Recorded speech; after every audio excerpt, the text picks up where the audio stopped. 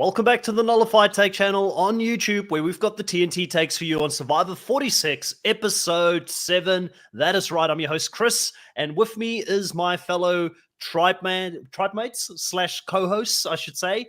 Jake, welcome back. How you doing? It's been a while since we spoke, sir. It's been going good. Really excited to talk about this one, and it looks like the chat is too, so yeah, let's get this going. Yeah, Kahuna, how you doing, buddy? We spoke yesterday about the challenge, now shifting gears into Survivor.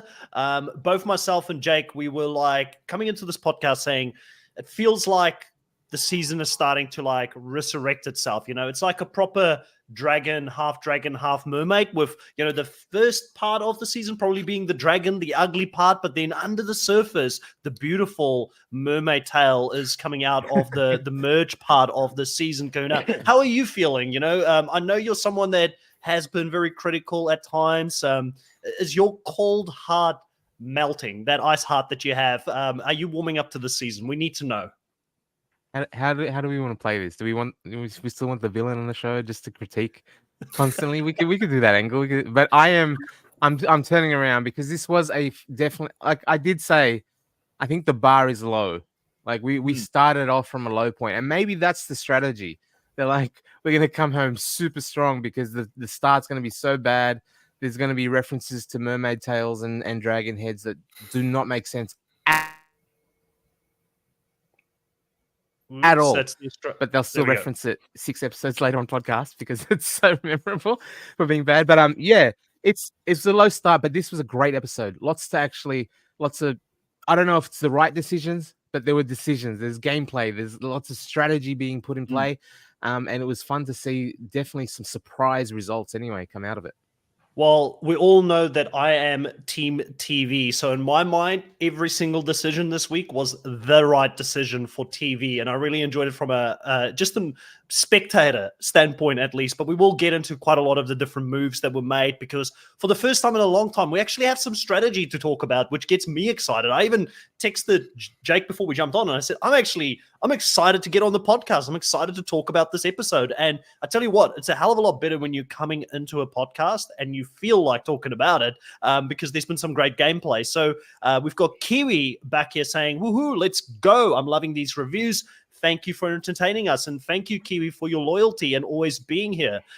Gabe also saying this is probably the best episode of gameplay so far. Lots to discuss and critique about it, and Kiwi is agreeing with that. Sarah saying, so excited to talk about this. We've got Jay back. Jay, welcome back as well. We've got the Nullified Trio here. That is correct. Sarah, yes, I did get a haircut. I had so many comments, even yesterday on the challenge recap that I did, that I feel like I should be doing this haircut more often, because definitely chat's constantly complimenting it. So I appreciate you all. You think more people are hopping on the lives when they see the haircut? They're like, oh, okay, I'll stay on. Better check it out. We'll have to see. I know what I'm going to do for thumbnails going forward. Chris is the thumbnail. No more. It's just Chris's face. There's no reference to Survivor, no reference to the challenge. Just Chris's face. I'll do the classic Mr. Beast thumbnails where I'm like just excited and shocked about everything the whole time. Yeah. And it'll get more people on the channel. Our Nunez is saying, hi, Chris, Kahuna, and Jay. Good to catch you live this week.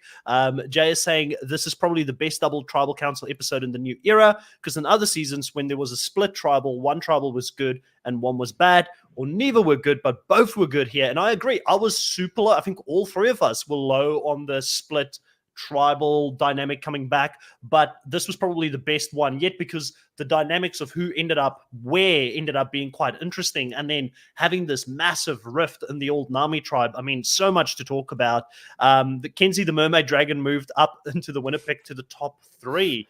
Yeah, I can see her being a potential contender. I still don't see how she gets to the end. I feel like she's just too nice, and there's people who are going to clock her, I feel like, before she even gets to the end. But definitely a good episode for her.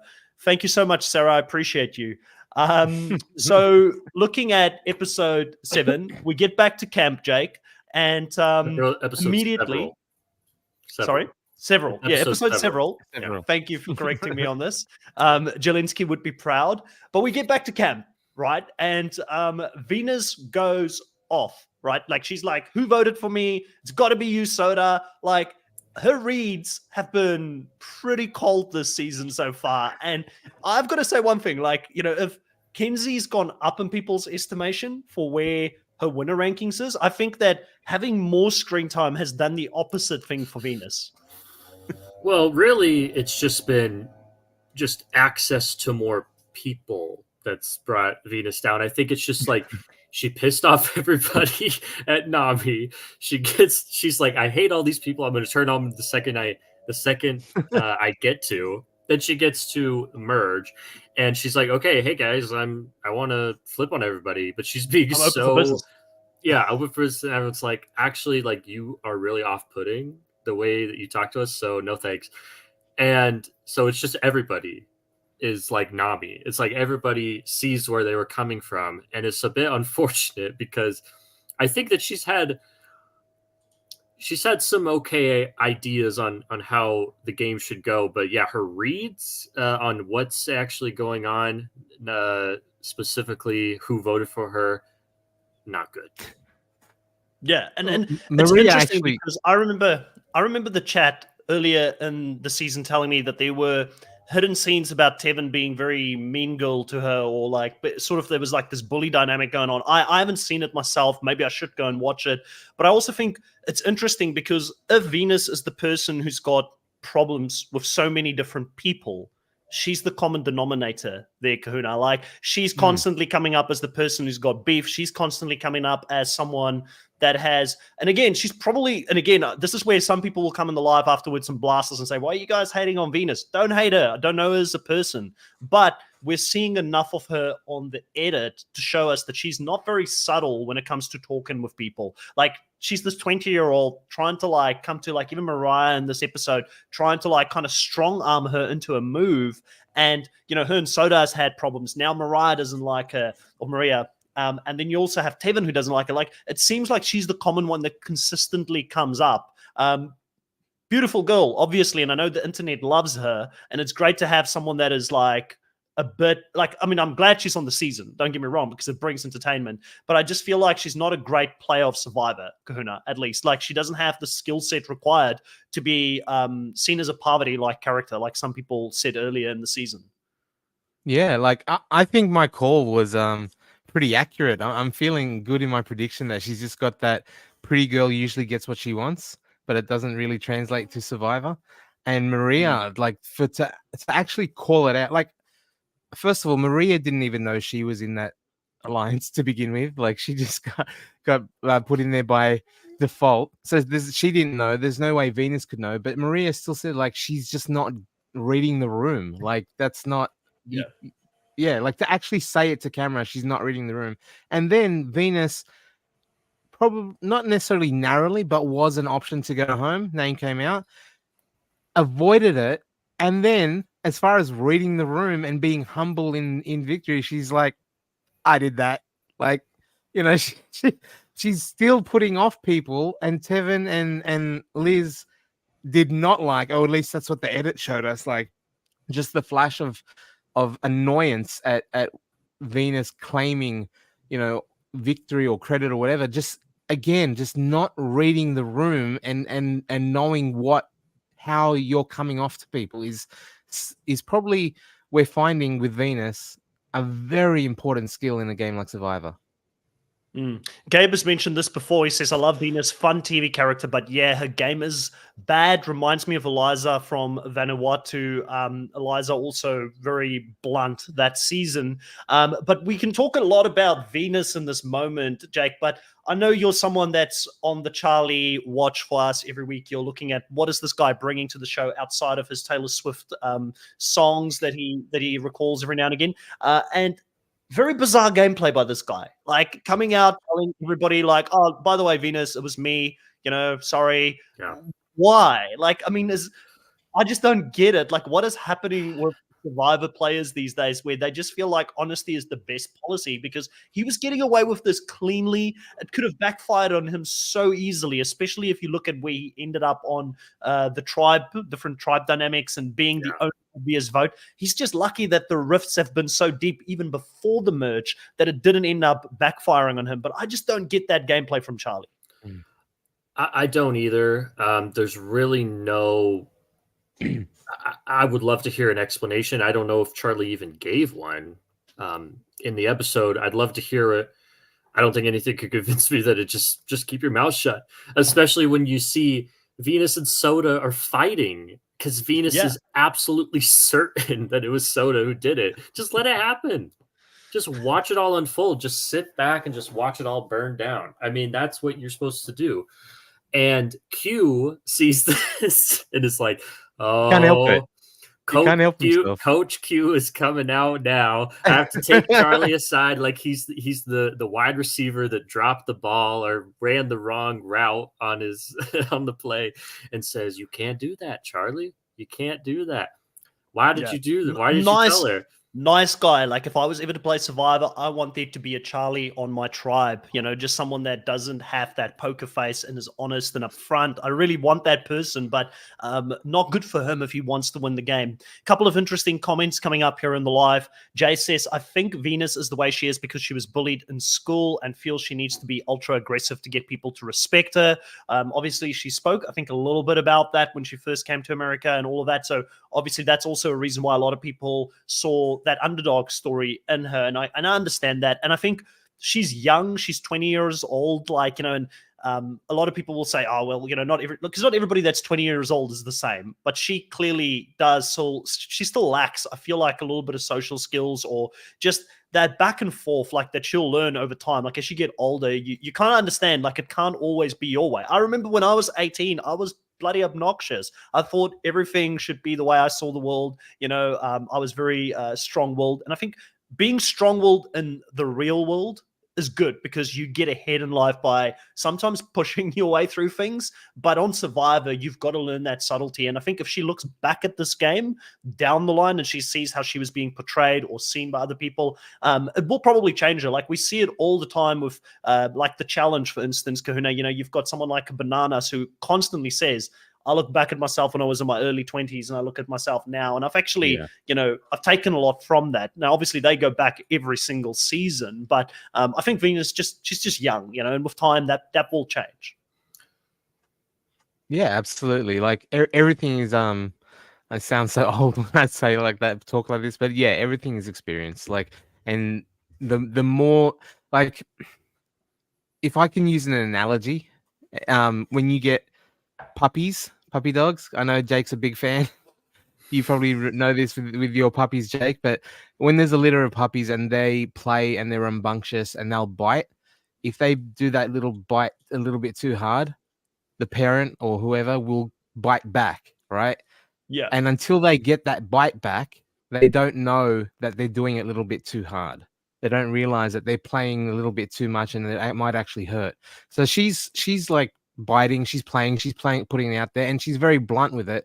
And she hasn't had the bite back that goes, stop it. Like you're playing too hard in the game, or even just someone saying to her, right? Like she's seen her name go out, and that should be a little bit of a nip to go, why is my name? Like maybe I'm doing a little bit too much, but she's gonna get it come back to her very soon if she doesn't sort of rein in the way because she, like Jake said, she made one tribe angry, found some more, did the same thing. So like at some point that was going to be the same. In my mind, I was like, okay, she is on a tribe that she has just not gelled with.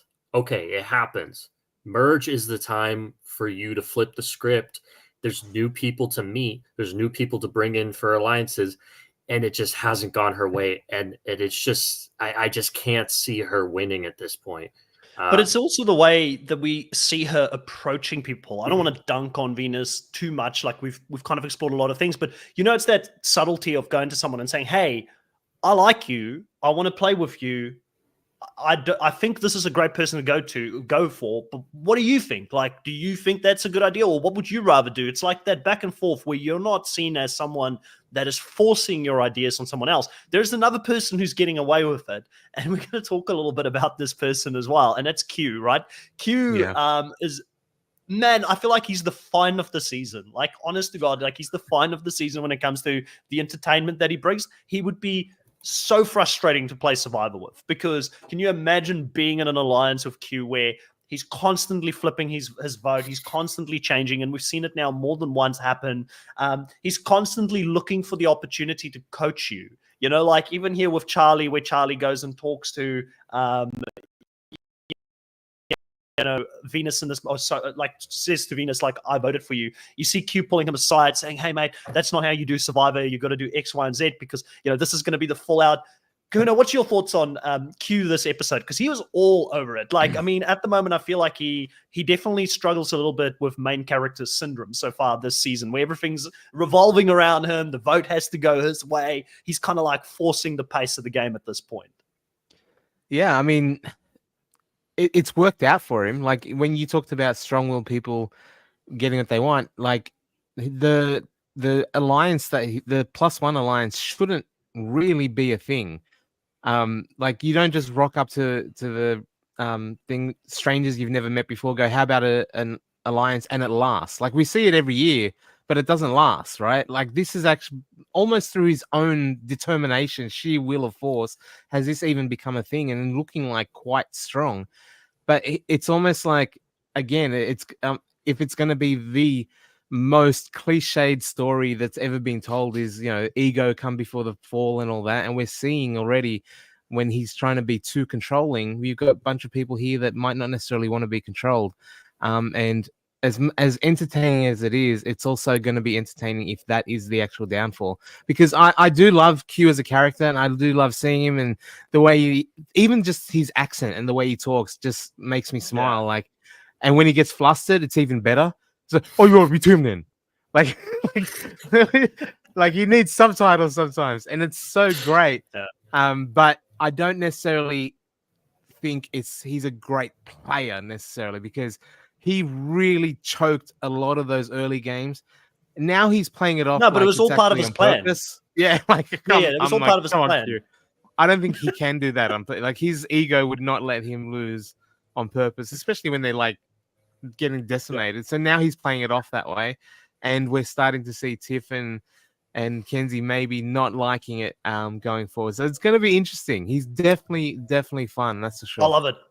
I'm all in on the Q messiness of it all. And I've got to say, you kind of called it here. He said that he threw the challenge. And my first instinct, my first thought was, no, you didn't. You're BSing to the camera to look good. But then a lot of what he says, like Q is complex, Jake, because a lot of what he says actually does make sense. Like he's got a strategic mind for the game. And what I really like about Q is, yes, he's way too overpowering. Yes, he's trying to be the next Boston Rob, but he explains and articulates his strategy to the camera extremely well. Like every single time when he's got a move that he wants to make, like for instance, Tim coming to him saying we need to go for Hunter. He's like, Hunter is part of the 6. Tim clearly is trying to play the middle ground where he wants to keep his close Siga people happy while sort of using the purple tribe, the Yanu tribe, to take out the Nami numbers. Like he's actually got a good read. So it kind of makes me like conflicted. Did he actually throw the challenge? Is he actually smarter than what he is, but he's just not really good at getting people on board with him? Like, I don't know where I sit with Q right now. And I love that. I feel pretty similarly. I think that he sort of has tinges of Venus in him, of like how he approaches people sometimes. Like how the hell Hunter and Tim, like how he was able to get them to just straight up tell him who their closest allies were on. Well, Tim lied. Well, and Tim never bought in, really. Tim never really said that he lied. I mean, did he think that Maria was his closest ally? I don't know, but it didn't seem like that to Maria, but anyways, Maria didn't know anything.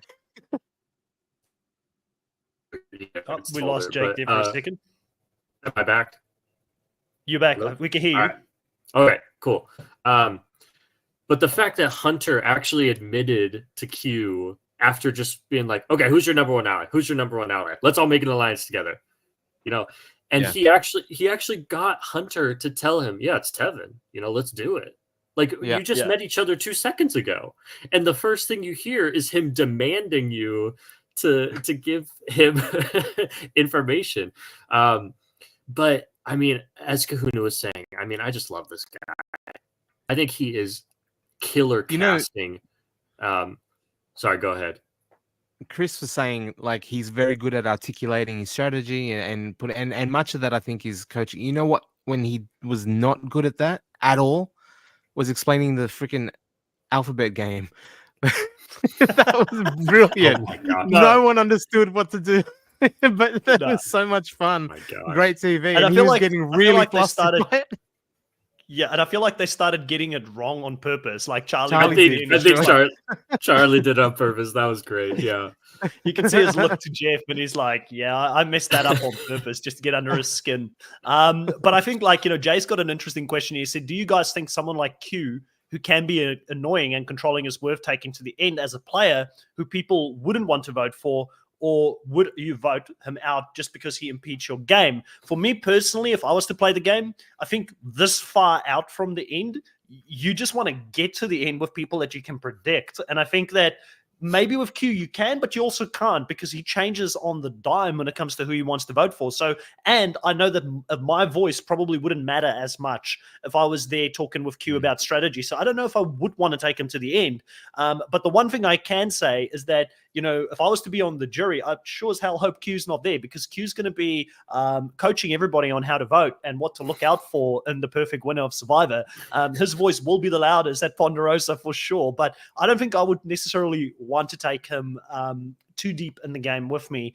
I do want to move on slightly from that. We have this moment here in the opening sort of minutes of the show where Ben has a panic attack in the middle of the night. And Kuna, like, again, I think it just brings into perspective how tough Survivor is. Like, I mean, I've now applied for Australian Survivor. I don't know if I'll get on or not. I mean, it'd be amazing. It'd be like a dream come true, similar to Jake, who has applied, I know, in the past for Survivor US. Like, we'd both love to play. But I feel like sometimes you don't see these moments. Like, they're very real moments of being out there in the cold, something getting into his head, him just panicking, having this freak out moment. It really shows you how tough Survivor can be on the mental side of things as well. And I think that a lot of the times we kind of forget that. So seeing that and then seeing how Kenzie helps him out there in the night, it's so good to see the human moments where this is bigger than the game itself. And that even when you're playing a cutthroat game for $1 million, you still want the best for people around you. I thought it was a very wholesome moment.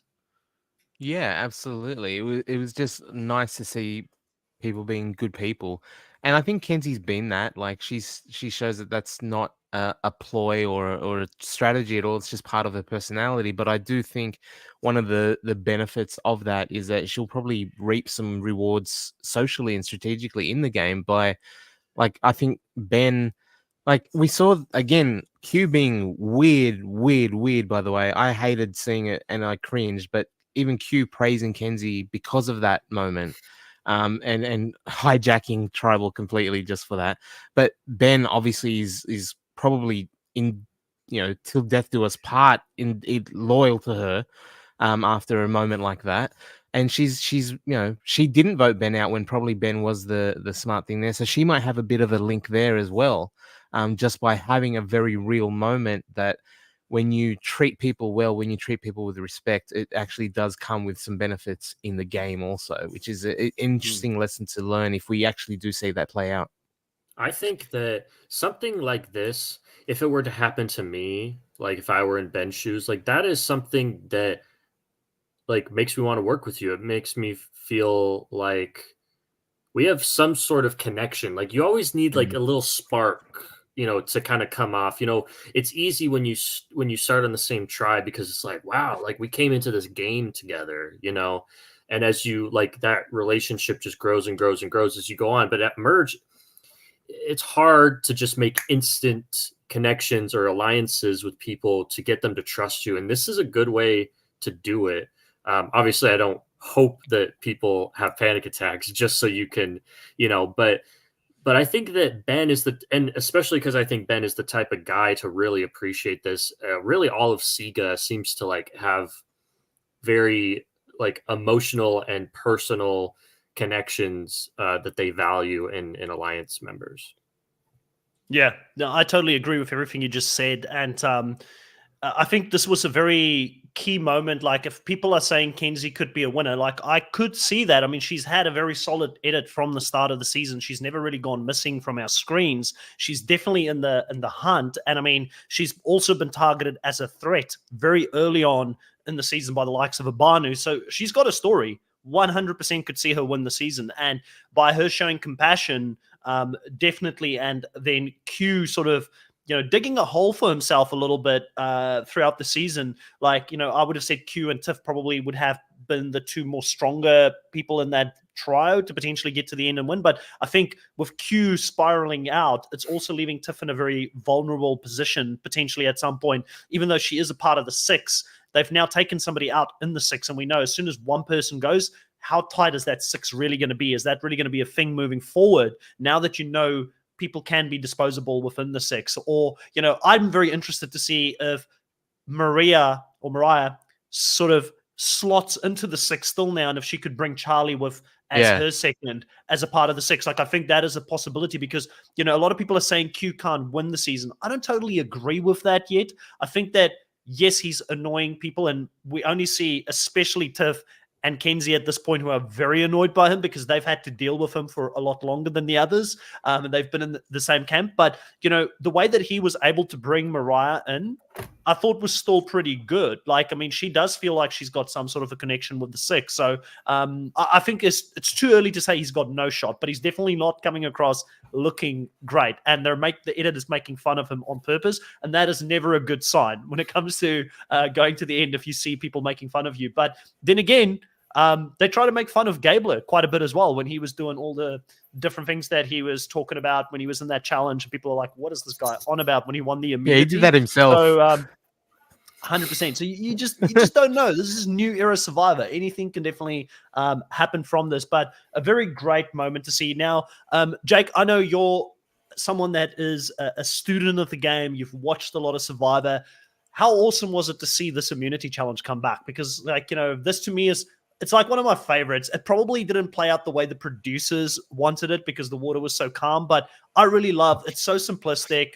It's all about endurance, get onto these pyramid, sort of structures on the water and balance. They didn't even show us where they stepped onto the bottom one. Immediately in the edit, they were on the second one. And I think maybe they went to the second one immediately because the water was so calm. But how cool is it to see some of these old school throwbacks come back into the game at times? Yeah, I mean, I like these types of challenges. There's just simple endurance, and we had some funny moments in it as well. I'm as you all know, not a huge challenge guy, but simple ones like this, I dig it.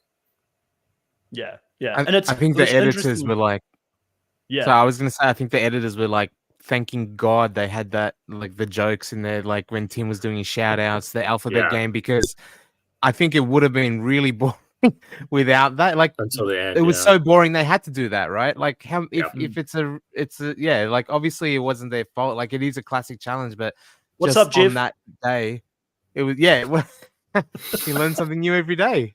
You learn something new. I learned something new. I had no idea. I've never heard of that before. Jake, did you know about that? I did. What's up, Jeff means what time it is? Yeah, no, I didn't know. Yeah, it was like an American thing to see that it was universal though, because, well, not universal, but Q, like Tim was right. It is black people. How black people ask what time it is, because Q was like, hey, he's asking. So it wasn't like Tim had to explain it. Q explained it for him, so Q knew exactly. So that's legit. You know what I mean? Yeah. Even seeing the back and forth between like Q and Tim and like them giving each other stick while Q's sitting on the sidelines talking a lot, and Tim's like, your dad told you to sit still and be quiet. He's like, yeah, you're right. Like loving it. You're right. It was hilarious to see. But I feel like if we didn't have those moments, they probably would have given us flashback scenes at this point. So we probably got saved from some flashback scenes because of the fact that we still did get a flashback scene of season 44 where the water was so, turbulent on the day that nobody could actually stay up there for longer than what I think it was 7 minutes. So very different show. Several minutes. But it was interesting seeing them go to. Have we ever seen them go to the? I can't remember if we've ever seen people go onto the top with one leg on it as the thing that throws them off. That was an interesting variation towards the end because that obviously would make it a lot harder. Yeah, I know in Kagayan they got to the top, but I don't know if they ever had to do the one leg. I think by that point the water had kind of gotten a little choppy. That oh yeah, it was season 42. My bad. These seasons Come on, all feel come like the on, same Chris. long You season were to me. just saying the other day that you would have gotten the challenge that Hunter had to Clearly, do. I would have had season Come 44 on, signed before season 42. Like, I mean, what can I say? clearly, Chris. Come on. Yeah, I don't know if I've ever seen the one leg before. That seemed crazy. I could never do that. Yeah, looked intense, but I mean, obviously, towards the end there, we've got Kenzie winning out big and orange, and we've got Mariah winning for the purple team. So it was quite interesting seeing Mariah and the likes of Tevin go head to head towards the end. Tevin saved himself That very was well. crazy. He was like horizontal, and he like came back Yeah. up. What a save, yeah. So that was interesting to see. And this is where the show gets spicy because, they've got the pre-tribal round. They split into these different groups. And I guess we can start off a little bit here by talking about the purple group, which is obviously the one that Mariah's in and Charlie is in. Charlie automatically thinks he's going to be the next one out. But little did we know, Nami's been waiting for this opportunity to go after each other this whole game. Venus is going talking to people. We spoke about her approach not being great, but Soda also is kind of keen on getting Venus out of the game. And I understand it from Soda's point of view because Venus have been coming at her the whole time in the game. But the one dynamic to me that just I'm still unclear on as a viewer, and I don't know if you guys feel the same way about this, is Kuna, explain to me why Tevin and Soda just doesn't get along. Like, I feel like it almost feels like personal between the two, and I just don't get it because Soda's somewhat of a good strategic player, somewhat of a good social player. She's seen as a big threat in the game just by being nice. Did this whole thing make sense to you, and is it a good gameplay move by Tevin to go after Soda? Because I feel like Soda was like, I'm tight with Tevin. Like, he's my guy. Like, didn't he just lose a very key number in the game? Like, I just didn't get it from his point of view, at least in the show. And she said it in the game, like when she was actually putting the idea out there for Venus. She said, we're on the same page. You're my man. Like, we'll always be together.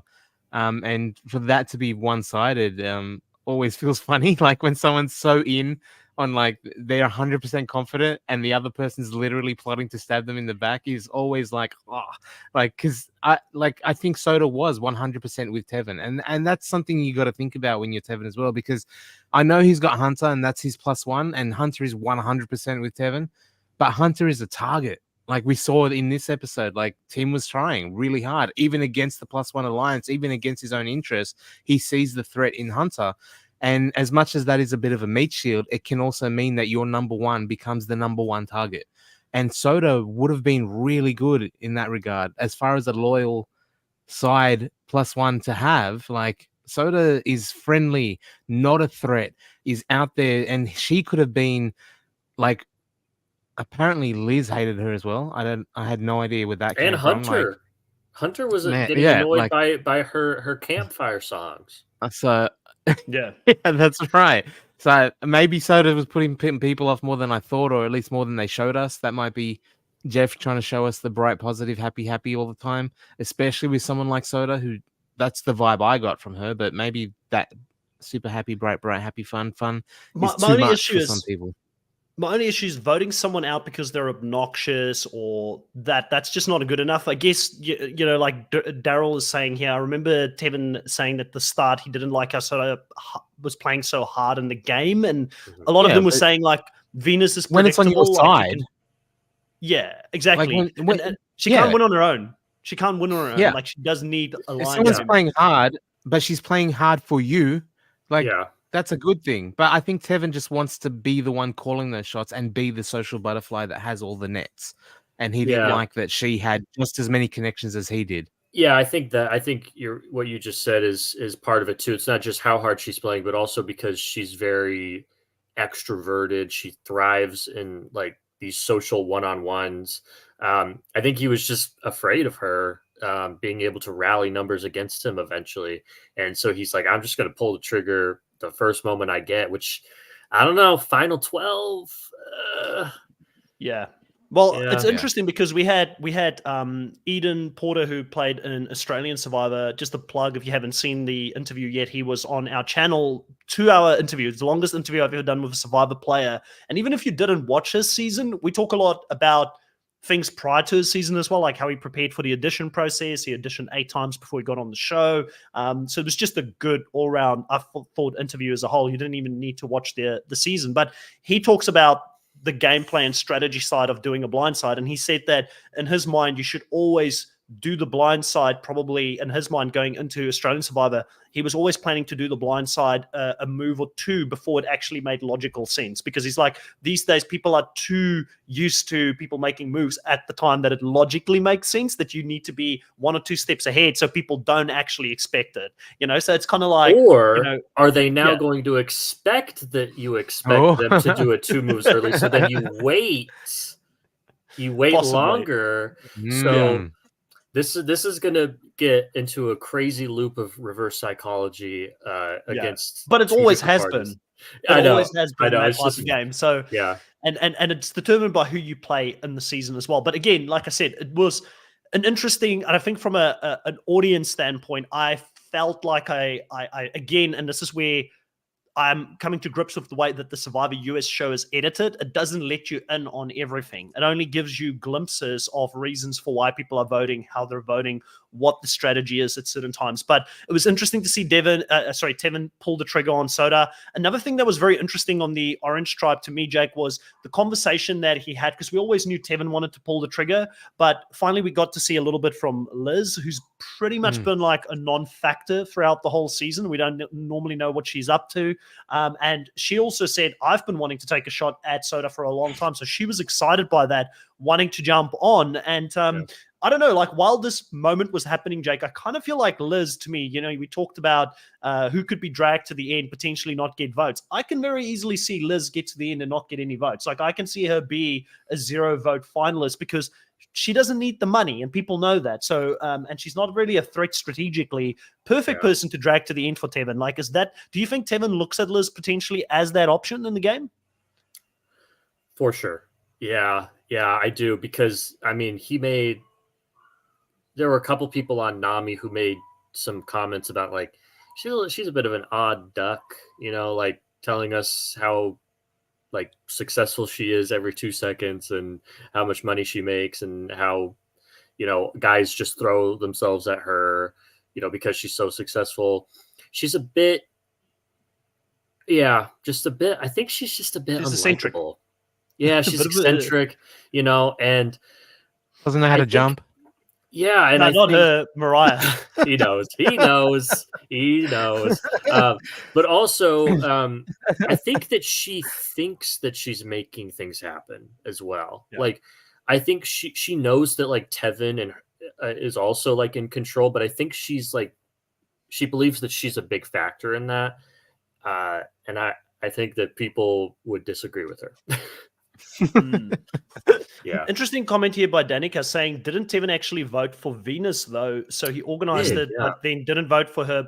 But Soda thought that Venus was the one who called her. Yeah, and again, that to me was so obnoxious of Venus to do that. That to me was just, it blew my mind that Venus was sitting there at the end being like, yeah, it was me. And it's like, what is she doing? Like, she's trying to get the vote. Let me play devil's advocate. Can I play devil's advocate with you guys on that? Yeah, go for it. Would you say, do you think that she should have said, no, it wasn't me? Well, no. The right move, obviously. But the thing is that Venus is being... It's how. But do you think that she believed... Do you think that she believed herself Soda? When she said it? No. It looked like she did. 100%. It looked like she did. That's the thing that I found more annoying. Like she kind of like the look she had on her face was that of smugness. Like, yeah, I did this. It's like, and remember, she did talk to people during the day about voting for Soto. So maybe she did think, oh wow, they did actually listen to me. So maybe 100%. Maybe she also, it.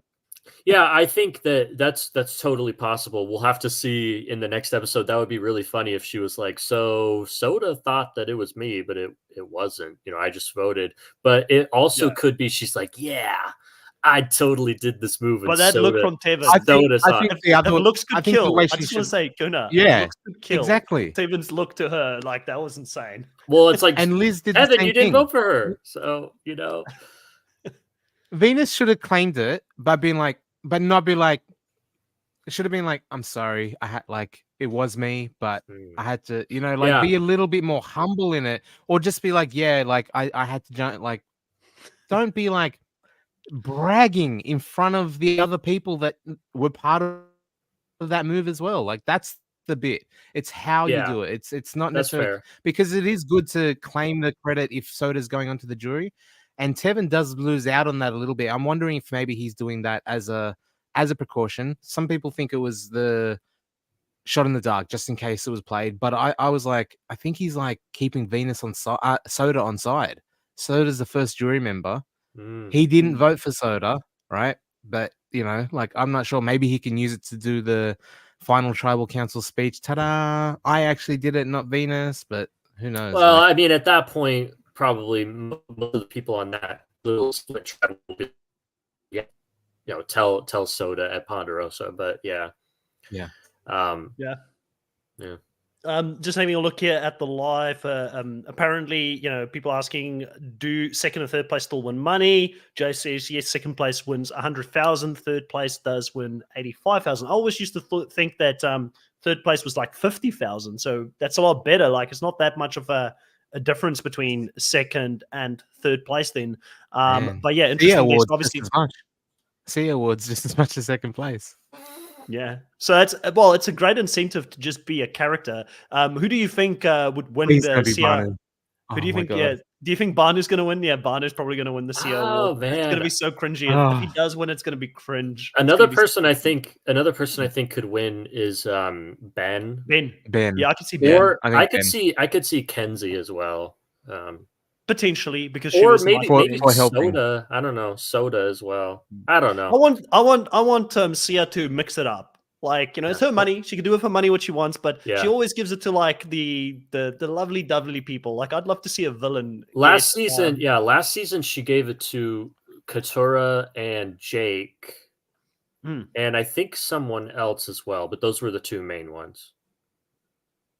Yeah, Gabe says Sia will be my least favorite Australian if she gives money to Banu. No, I'm telling you now, Gabe. You just brace for it. Like I think she's Sia's definitely one of the million hearts. She's definitely one of those million hearts that was captured by Banu. But yeah, so interesting vote. Lots of things going on here. I thought it was interesting how Charlie played it. Like he started off the episode so bad at like being honest about where he'd put his vote, but by the end of this, playing with the shot in the dark, keeping everybody guessing, will he play it? I think he was trying to get Venus to potentially also play her shot in the dark, probably by doing that. I thought that was interesting, subtle gameplay that he was using, holding on to the shot in the dark. Good move by him. So he's got that a little bit later on in the game still. But let's move over to the Orange Tribe. That was an interesting dynamic there as well, because we had all three of the original Yanu tribe together here, with obviously Hunter out there on his own from Nami, and then we've had the two Siga people there, and Tim, and also Ben. And I don't know, like there's this part of me, Jake, I actually really liked Tim this season. Like I don't think Tim's that bad of a player. Like he just played by the classic. I think he just played by the classic Survivor book, and just because the game has evolved so much, he was just too transparent. Like he didn't have the subtlety or the openness to try things differently here, trying to have his cake and eat it too, keeping Ben safe in this moment where it would have been the easiest thing possible for him just to go to Q, who wanted to work with him, and be like, yeah, I'm part of the +6. Like I don't understand why he didn't think that the +6 was an option for him to go deeper into the game here. He just tried to have, like Q said, the +6 alliance on the side, while also keeping his Siga members, which in theory, like I said, if you play by the book, it's a good strategy to try and play that middle ground, but he didn't execute it that well, Jake. Yeah, it's interesting how different results you can get from like trying to play the middle like Tim has. I mean, sometimes it just works beautifully, but this is just, it just didn't, because of I mean, obviously context matters, and in this context, you didn't tell the person who was He supposed to never be your committed. +1. You're like being super non-committal. Yeah. Still trying to give this facade that you're, even after like really pushing for Venus at the first, and be like, oh, I'm not trying to do anything with Sika. It's like, yes, you are. Like it's, you got to commit. Yeah. Or Because at least pretend people are to. At calling least you. show it. Yeah. Yeah, like, and people are calling you out. Like, being in the middle works when nobody can tell, but when you're Yeah. directly being called out on it, you have to realize, okay, I got to pick a side. You don't do it again the very next tribal council, with two people that are supposed to be in your +1. Yeah, you just got to commit to one. Yeah, Just be I open agree. about And it. Yeah. by Or at not least doing that, lie and more then convincingly. Yes. yeah, Yeah. and holding the information back until the very last minute, even with the first vote when Mariah went, everybody by that time knew, okay, well, we now figured out Tim did outplay everybody to a degree, but like we'll let this one slide. You're not going to get a second one where you're going to leave information away from us. You're going to keep your tight four together.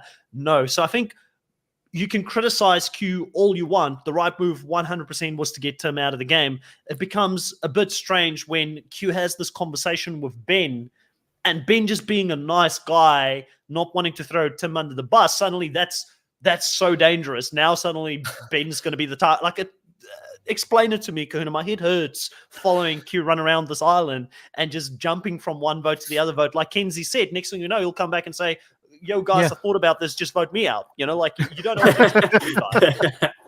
That was so funny from Kenzie when she said that. Yeah. But he's done that before. Like when Mariah said that Aubrey was her favorite player, like all of a sudden she's the most dangerous player to ever play the game, right? Like he seems to be very reactionary, and overreactionary almost. Like any kind of new bit of information, he then turns that into the most extreme example of it. Where you're feeling down on yourself, the most extreme example of that is vote me out, right? Like that's what he does. He goes through. He's like the normal spectrum of this is what I should do is like, oh, I feel like I know what the right step is here. Q's thing is I'm going to go and coach that person and tell them exactly what to do. Like he has to take everything to 11, right? And including the thoughts of what if Ben's good, like what if Ben's a social threat, what if things like and everything just gets amped up like so much. It's fun to see the results of that, but I think that's what vibe I'm getting. Like, because I would think that too. I look at Ben and I go, he is very social. Like, and when you're in a new merged tribe and you don't really get it and you're in small groups, maybe he saw something that went, oh shit, Ben's good. Like Ben's actually got something there, and he saw it, but then he goes and plays it all out to the end, which freaks him out. I can see his brain clunking away at it, you know what I mean? Or maybe going too fast that he can't control it. Yeah. Quite funny here from Gabe saying it was hilarious. Ben was being absolutely honest, and Tiffany saying he was playing you Tiff saying he's playing you a fool, just by Ben being so. And it shows you how it just shows you how the margins for error is so thin when it comes to playing the game of Survivor. And if your read is just slightly off, you end up looking like the fool, thinking someone else is playing you for a fool. But like Sarah says here, Liz needs to sponsor this podcast with her fat stacks of cash. I agree. Like, sponsor us. She needs to be like the new Sia. Just give out your money. Yeah. To random we podcasts. Got lots of email addresses for the marketing. Yeah. I'll give Liz a shout out every start of the podcast if she gives us some fat stacks of that cash. But yeah, I don't know if we can handle the Liz energy here on the podcast. But yeah, very interesting sort of dynamic. And then Hunter, still remains like one of my favorite players this season. I don't know why. It's just he's like the normie. He's like the only normie and a bunch of crazies around him playing this game. He ends up on this tribe, and somehow he's good. Like, I don't know how he is good, because what Tim said again, like, I guess it's the fact that if you look at it, Q, Tiff, and Kenzie probably realizes Nami is not a unit. They already know the cracks are there. But with the likes of like a Tim, he becomes more threatening, not because he's better at challenges, but because he's got numbers and he's got options in the game. So I feel like that's probably the thing that saved Hunter here in this moment. But he also seems to just be a guy that can get along with everybody. Like there's volatile personalities in Nami that he got along with. There's volatile personalities with Q and the Six that he seems to be getting along with. And also, I think it's good that Q rates himself physically to the point where he's like, well, everybody thinks Hunter is the physical threat, but I know I'm the actual alpha. Like I'm the one that's going to take Hunter out. So it's a good place for Hunter to be in at this moment. But overall, Jake, I was just impressed to see Hunter get through this vote and not actually play as idol. That must have been hella difficult knowing you're in a position that like you are in that tribe. He must have had a really good read, but that idol would have been burning a hole in my pocket if I was sitting on that tribal council bench. I know. I think I would be the same way. I mean, when you're in these small divisions, the tribe's split in half. I mean, I think sometimes those votes are so tough. My head would be telling me just play it and just get through, But I think another aspect too is like, what if he plays it and Q, just being Q, being like, why don't you tell me about the idol, huh? I thought I didn't know you had an idol. Why didn't you tell me? Or also like, why did you play it? I thought you trusted us, So as irrational as that thinking may be, and I know I'm speculating, but I feel like that's pretty fair to assume Q might react like that. That's also something you got to consider, in this. But I agree. I mean, very gutsy to get through this without playing it. I mean, they had him dead to rights. I mean, he's alone, no other Nami, didn't win the challenge, when he's like so good at so many other challenges. I mean, yeah. No, definitely an impressive round for him. Jay, we're trying our best to keep it positive on this podcast this week. Why you got to bring up game mechanics and how the show is structured, as a conversation topic here. But, Jay's saying, by the way, do you all think that someone will lose their vote in the next episode like they did with Bruce in 45? And do you think we'll get Rice negotiations in the next episode too? Definitely. Like that is if there's one criticism I have, is the lack of creativity from production to mix up the format and bring new things in. Like I do think we're going to be seeing definitely someone lose a vote somewhere. Definitely someone's going to have to sit out of a challenge for Rice or something like that. Like I don't know if we should go into too much there. I don't want to stay in the negative too much. We've said on this podcast many a times, just mix it a little bit up from like a formatting standpoint, at least. Jay also says, don't speak too soon, Chris. In the preview for next episode, Hunter looks like he's going to go into full Tony Vlachos mode and create his own spy nest like Tony did in Winners at War. I saw that and it got me very excited. High up. He was well up there. I was like, Tony wouldn't get that high without his bamboo ladder. Like he'd need his bamboo ladder to get up there. And that would give it away. You'd see I like Tony the way shaking Hunter... bamboo ladder at the bottom. I like the way Hunter played it in the tribal, and I think he got the vibe that he did enough by just straight out saying like, yeah, I'm looking to join Nami. Like by calling his shot. He knew that it was me against them. Yanu? I mean, Yanu, sorry. Absolutely. Like I'm looking to join them. Like I'm up for grabs and I'm joining them. I'm loyal. And he said it like straight up, like basically drawing the line. I am calling it that I am with you and I'm against them. And he kind of just put it out there, and he got the vibe, and he got enough from that. Plus, he had the +1 in there. Like, he knew what he was doing, and the fact that he could save that idol. He mentioned that I don't think he was ever going to play it, but I think, I don't think, but they put it in there so they reminded us. Oh yeah, he's an idol still. Obviously, but the editors would want that suspense, right? So they'll keep say, talk to us about how you may want to play your idol tonight. Like they'll definitely get that because they want the soundbite. But interesting with Hunter being at Tribal Council, when they were going back and forth about why he's a good option, I was hoping that he was smart enough to call out the fact that Nami is not tight and that he's looking for a new home, which he did. I thought that was very smart of him to say, hey, listen, Nami is not a solid unit like these guys are. We didn't even know who the tight four were before Mariah was on the way out. Then we knew that these are two people that are part of a tight four. I'm not in a tied 4. Very clever. We don't even know who's going to survive in the Nami civil war that's going to happen, right? So I think that was very well put from him in that moment to get the target off him. And clearly he is a smart player. So I'm interested and excited to see where Hunter goes in this game. We've got Carleen in the live. Carleen, welcome to the live. She says, hi from New Brunswick, Canada. Could Maria have given her necklace to Charlie before the votes were read? Is that still a thing? I didn't hear Jeff ask her if she wanted to. Great podcast. I do think it's still a thing. I just think that because no one ever does it anymore, that it actually happened in Australian Survivor in this last season, which is why Australian Survivor is so exciting, because players just don't play by the normal playbook of Survivor US and where Survivor US currently. People do very random things. But I do think the question probably gets asked, but no one ever does it. So they probably just cut it out, because why would you want to showcase it if it's not going to result into anything? And Maria would have made a very bad mistake if she did. She probably still would have been safe, but her not knowing where the votes were going to go, definitely. She's not sitting on the couch watching the edit.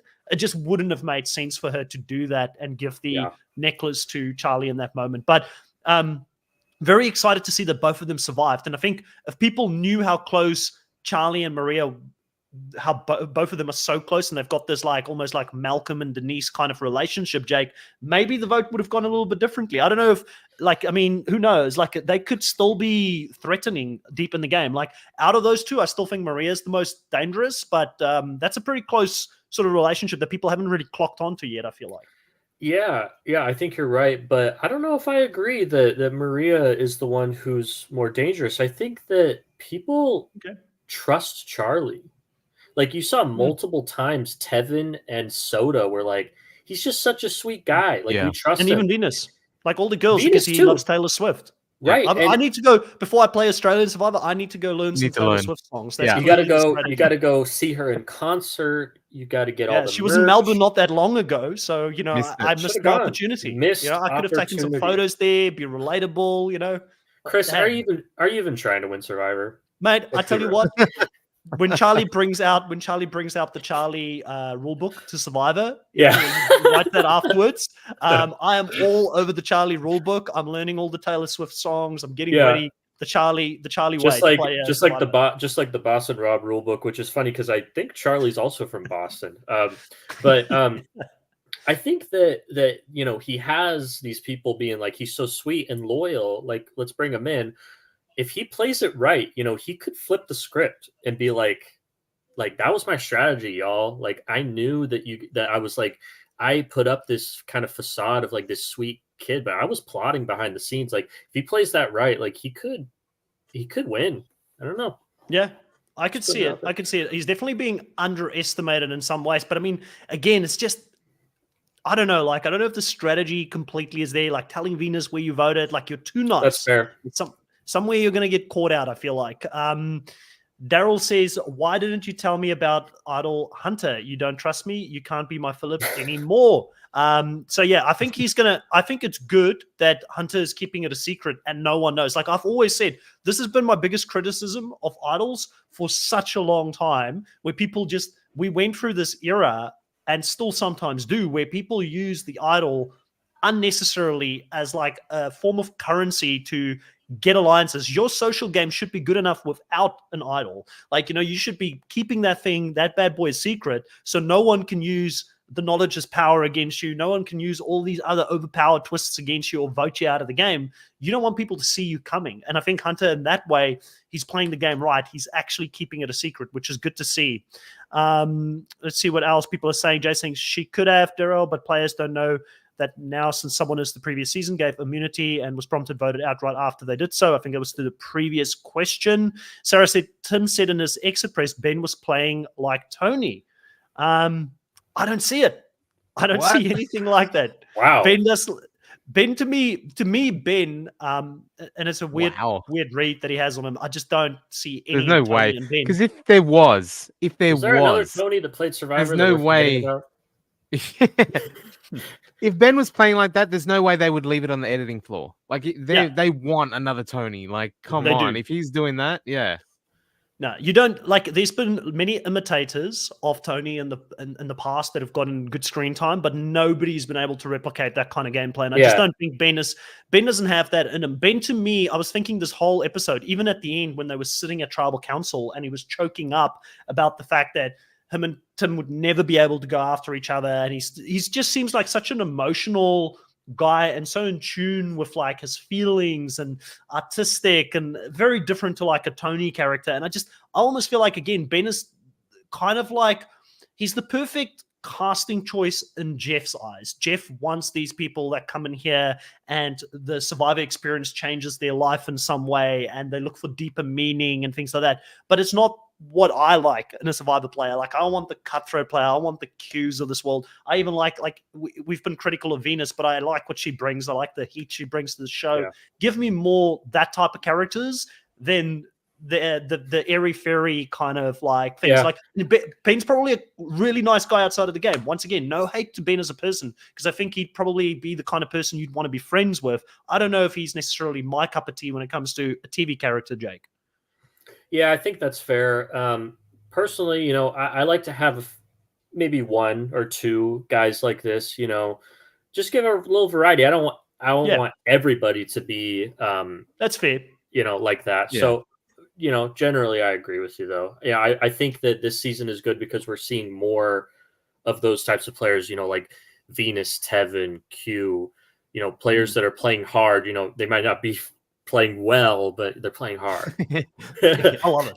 I absolutely freaking love it. Daryl says here, Tony is Ben's favorite player. Better not tell Q. Can you imagine if Q knew that? It would be game over for Ben in the next round. This guy won Survivor twice. He's playing just like him. We got to get him out. It's so funny. And Chris is not in the live today, but she always says that I can't go long before I have to mention Tony in a podcast. I didn't bring him up. It's you, the live audience, that are going to get me in trouble with Chris because you brought up Tony here, and now we have to talk about him. But once again, Hunter may imitate, but he would never be the next Tony. Like, he doesn't have that quality. I just don't think that we'll see another Tony. And for those who are not aware, Tony has actually got his... Did you know that Tony opened up his own YouTube channel at all? And he's like on social media. He's actually all over social media at the moment. He's got a YouTube channel. I need to plug it. I need to plug it on here. I did subscribe to it, but yeah, it's crazy. Let me see if I can find it, because sometimes YouTube, because this channel is quite small, you can't always actually find it when you just search for it normally. Let me just have a look and see if I can find it under my subscriptions. I'll find it and I'll put it into, like, for those that are in this podcast, I'll put it into the announcements section of the YouTube channel when I find it. But I've actually followed him a little bit. He's back on X as well, which is really, really fun. Like, you know, seeing him tweeting again. I don't know why he's back. I don't know why he came back from retirement, but it's great. Like, Team TV in the house, which is what I enjoy, you know. Let's see what other people are saying here. Samantha says, everyone loves Tevin, and he has made sure to keep Venus isolated since day one on Nami. What impact, influence might this have had on players from the other tribes, on how she's perceived by others? I mean, that is fair, but I think that by the limited amount of screen time that we've seen from Venus, when she did get back with the other tribes, like Jake said earlier on, she's now had enough opportunity to also showcase her personality to people, where they can make up their own opinions and thoughts about her as a person, where I feel like she's still not getting along with a lot of these players, and she's still not putting good energy out there. Like, she's bulldozing people into decisions instead of like being, this is a two-way conversation. Tell me what you're thinking. Like, you know, when you're coming in as a solo person and you're trying to infiltrate another camp and have numbers, you're one vote. You shouldn't be as one vote outweighing the other 3 or 4 people you want to work with. Q's doing it as well, which is not great, but Q's at least doing it with people that he's been with since day one. She's trying to like make new friends and trying to dictate where that vote goes. I don't know. I think she's probably a really nice person, but again, I've seen enough of the snippets of her where I can see why people are a little bit standoffish, I feel like, on her. Gabe says, chat said the magic word. Now Chris won't stop talking about him. I know. Now I got to plug him. Now I got to do everything. You know, I get excited whenever we talk about Tony. He's the GOAT. What can I say? All right. So we obviously see in the second vote here that ultimately Tim's going to go home. And it's a bit bittersweet because, you know, in Tim's case, he didn't even make the jury, you know, and that's a tough pill to swallow when you get to the merge.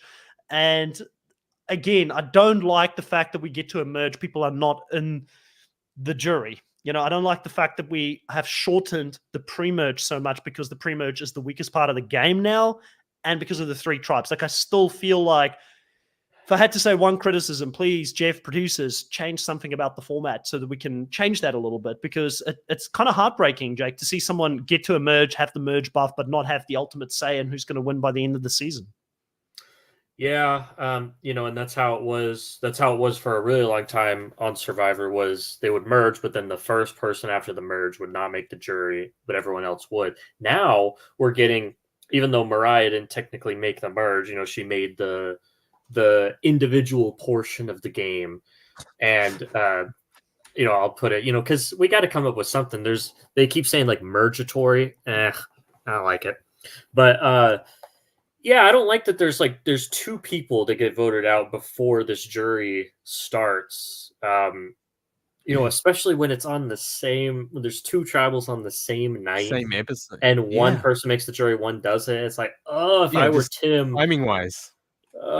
If I were Tim, I'd be so heartbroken. I mean, I would hate to not be a part of like the full game. Yeah. Like that. Heartbreaking. Yeah, like, it was luck of the draw. Like, why did his tribal go first over, like, you know? Yeah, because one of his, because right? what's her face, Kenzie lasted, or no, not Kenzie. Yeah, Maria lasted the longest. The longest, I guess. But man, like, again, luck. Like, he got just as far, just as many immunity challenges to then not make the jury. Where this is my least favorite way that people don't make the jury, for sure. Yeah. So I did find the channel. There it is, Tony Vlachos 73 on YouTube. And for those that want to go and support our man Tony, go check it out. I would always do a free plug for the King here on the channel. He has got his own channel and he's posting. He's been posting recently on there. So quite cool. And you can imagine, like, having Tony post, it will always be entertaining. Even him just going to the shopping center to go buy his groceries is entertaining, you know. So go check it out. I think everybody will enjoy it a lot. I feel like he's coming. I'm just saying. I feel like Tony is coming back. I feel like he's not Survivor, but Traders. He's doing something. He's definitely, and if he's doing Traders, you best believe, like, I have to make it work with my schedule. It's been hard. Like, last season was hard to yeah, I have to cover it, even if I don't sleep. If Tony's in there, like, I can't promise if he leaves as the first person murdered by the Traders if I'm going to watch the whole thing, because he's such a threat. But it suck. Don't suck. He just needs to make a deep run. But he needs to be a traitor. They got to make him a traitor. But the problem is, like, then it's too obvious. Too obvious. You're right. Yeah, it's too obvious. Like, I feel people would expect him being a traitor. It's like when Dan Giesling came back and he was a traitor. It's like the guy, like, it's too big of an aura around him to come back as a traitor. Like, I just couldn't see it. And a lot of people clocked onto it. Colleen says Venus is having the same problem that Jake had in season 45. Nobody wants to work with her to make major moves. I like her. She has an interesting way of playing. She plays her own game. And awesome. Yeah, like, I think the problem is that you have to adapt to the people around you. You can't expect people, you can't drag people along for a move. You have to be, there's a subtlety that's missing in Venus's gameplay. But I will say this, out of all the current players that are playing, I reckon Venus, Q, and Hunter maybe, but no, let's keep it to the 2 most obvious people. Venus and Q probably the most likely to come back in a returning season at this stage. Like, I feel like if I was a casting director, those are the 2 people I'd look at and be like, yes, both of them bring something to the show that will be entertaining to watch if I had to cast again. And Venus in 5 years from now is an interesting prospect. Like, her having a little, like, this one experience now playing Survivor behind her, maybe getting a little bit older in life and doing things there, and then coming back in a different way, I feel like could be very interesting to watch if she played. Let's remember, Parvati also wasn't the complete product the first time she played. She wasn't polished the first time she played. She came back a lot better in fans versus favorites when she came back for that season. So always open to that. I think that's kind of it here. Is there anything else that we sort of missed that you guys felt like you wanted to have a chat about? I called it that Tim was going home. Yeah. Oh, you did call too, it. yeah. Yeah. So who's going home next, Jake? Oracle Jake? Oh, I have a bad feeling about Q. Yeah. I have He's a been bad getting a big feeling. edit. Yeah, and I just feel like people are just going to be done with him. I mean, if not next week, then soon. I think that, we were talking about, could he win? I mean, could he even make it to the end? I don't know, man. Like, I think people are Interesting. just kind of getting over him flipping constantly on what needs to happen. Yeah. With the way Dreadful with the way Ruby the would be numbers are, extremely happy if you're right on that one, because she doesn't find Q entertaining either. So, and that's the Mhm. thing about Survivor that's so great. We all have our own opinions. We all like different people and what different people bring to the show, right, Ruby? But yeah, what were you going to say, Kahuna? like with the way the numbers have sort of worked out, where it's now like a 4-3-3, Yanu now becomes not like the little underdog swing vote in between, right? Now they become a little bit more of a power, and I agree. Q could That's be looked fair. at as, hey, and Tiff and Kenzie could also be like, we're gonna get more spotlight on us now. It might be okay to let Q go, and we become the 2 swing votes again. What if Like, you know what I mean? Ben? Like What if Ben with slides Kenzie, into that spot with Q? I just with don't Q. see. Or sorry, Mm. that Q was in, Yeah. like with Kenzie and Tiff. Yeah. I don't So, see I Q mean, going. he could become a target. yet. I think Q will go. I don't think he's going to make the end, but I don't see him going in this next round yet. I mean, stranger things have happened, 100%, and we have had many calls wrong in the past. But it's just, I feel like Q looking out for Hunter this last round. Hunter being very close to Tevin. Tevin and Hunter will go wherever Q goes. It would have to be if Tiff and Kenzie walked away from him. That would be the thing that would cause it. So there's a possibility, but is it the right time for Tiff and Kenzie to do it right now? I don't know. I would be looking for other alliance members if I was them, though, because are they really that close to Hunter and to Tevin, or is Q closer to them? Well, So and specifically Kenzie is not, because Kenzie is not in that Kenzie's plus not one in it. alliance. So if she No. kind of, maybe Tiff and Kenzie kind of talk about that, and Tiff is like, you're not really in this, and Kenzie, alarm bells start to go off, like, uh-oh, I'm not in, so maybe something needs to happen. yeah, Gabe says here, Tevin might blow up his game trying to take credit for the soda vote, I think. I don't know if will Tevin flip his lid because Venus, claimed the move. I don't know. That could be interesting to watch next episode, because Tevin is also a bit of a character, but he seems to have a higher level of emotional intelligence and awareness, where probably he'll be smart enough to hold back. I may eat my words. He might make Liz do it, because Liz also, they flashed an edit of Liz having a yuck look on her face when Venus took credit as well, because Liz is going to be like, wait, was, this was my move. yeah, and they're and all going Tevin to might be like, hey wait. Liz, this was your move, wasn't it? And Liz was going to be like, yeah, it was. So I don't know. And that's why Jeff. Yeah, that's why Jeff is going to be like, this is, I don't know what just happened. Like, this has never happened at Tribal Council before, because everybody's going to be fighting about the previous move at Tribal Council. Oh my like, God. he's going to be so That shocked. would be really funny. Arnuna said, but if Q goes, who will coach Charlie and the others? They'll be so lost out there. They wouldn't know how to play Survivor if Q's gone. Would the game just stop? I think a lot of the entertainment for me would be gone if he does. I agree. I know he's not everybody's cup of tea, but I've been enjoying the Q madness of it all. But that is it here for this week. If you did like our coverage of this episode, please consider subscribing to the channel if you're new here. We also consider joining us on the lives. We always post our lives a couple of days in advance on our YouTube page. So I know a lot of people said that they couldn't see the notification bell go off. But for those that sort of, I guess in the future, want to know when we're going to go live, normally around midweek, we do put our lives on. And if you go to the website, you'll actually see right here at the top, it always says what's scheduled and what's coming up next. Upcoming live streams you can see up there. So we've got Alex coming up this week for Australian Survivor. We're also talking to Caroline, who will probably come in this week as well. And any future upcoming live streams will always be featured up here. So if you during the week just want to check what's coming up, click on the link. It'll tell you exactly what time we're going to go live. It's probably the easiest way to keep on top of when we stream live, because I know for a lot of people, the notification bell doesn't always go off at the right time. And we wouldn't want you to miss out on anything, because we love talking to you, the live audience, when we do these lives. So, but if you're new here, if you're watching this at a later stage, subscribe, hit the notification bell. The more people that subscribe to the channel, it just lets us know that you love what we do, and really helps us when we reach out to players and things like that. We want to get them onto the show. They kind of look at the subscriber number. It is a bit of a metrics game being in the podcasting world, so it just helps us with our credibility. But really, really appreciate everything that you guys have been doing on the lives, taking part, asking questions. It really does make it worth it, getting up early on a Sunday morning over here in Australia to do this. I know it's evening for you over there in the US, but thank you so much, and grab your torches, head back to camp. We'll catch you guys next time. Bye.